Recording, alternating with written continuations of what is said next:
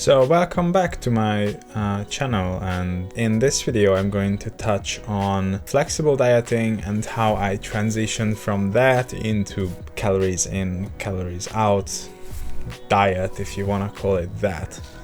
So I did keto for 1 month and I lost 10 kilos, and losing that 10 kilos was actually more important than anything else throughout the whole journey, because it just basically fueled me with confidence that I can actually do this. So I was looking for alternatives to the keto diet for 2 reasons. Number 1 was that the keto diet was super restrictive and I'm a really picky eater, so that added another layer of complexity on top of trying to follow a diet that was simply not accommodated by the rest of the world. But secondly, and potentially more importantly, I knew that I wanted to get back into training, or actually start training properly, because the whole time my plan was to basically shed off the fat and put on muscle.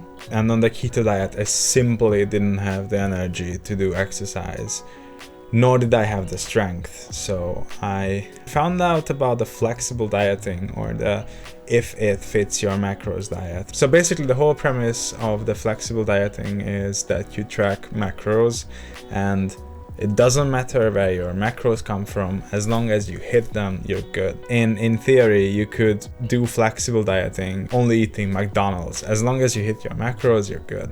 Coming off keto, this was basically paradise for me. So I could eat my favorite foods, I could eat my carbs, I could eat my fats, I could eat my protein. That already addressed one of my issues with the keto diet.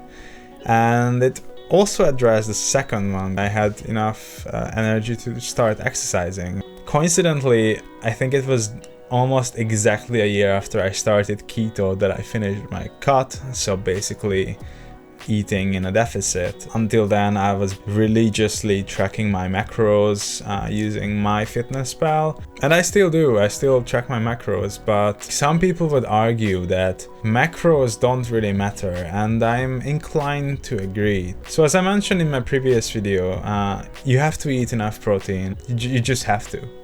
Period. With fats, as long as you hit 75 grams per day, you're good. You basically fill up the rest with carbs. This is the general rule of thumb guideline. So I did a macro calculation thing, which you can do online on iifym.com, I believe.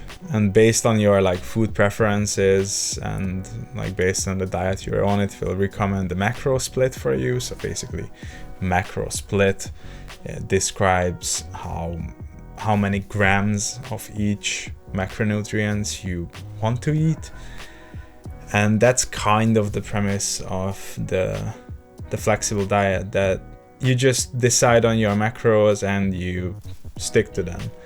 But here comes the question, if you decide on your own rules, what's the point of having rules? Because you can just change them at any point and they will still be your own rules. So this is where the whole concept of calories in and calories out come into play. The flexible dieting is basically built around the idea that macros are what matter. But when you really think about it, macros are just a way to count calorie intake. Each macronutrient will have its caloric value, and those add up into your caloric budget. As long as you burn more calories than what you consume, you're going to lose weight. If you consume more calories than what you burn, you're going to gain weight. And if you burn as many calories as you consume, you're going to maintain your weight. It's really simple. People tend to overcomplicate it, add additional layers on top of this very basic idea.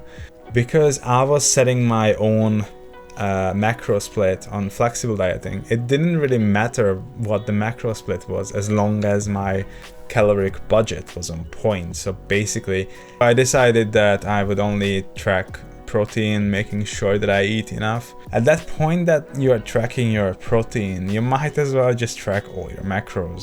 I mean, you can ignore them, and that's exactly what I do. So I make sure that I hit my macros, I make sure that I fit within my caloric budget, and as long as those two criteria are met, I don't care about anything else. So in the next video, I am going to show you how I eat and what I eat throughout the day to give you an idea about the strategy behind my own meal plan.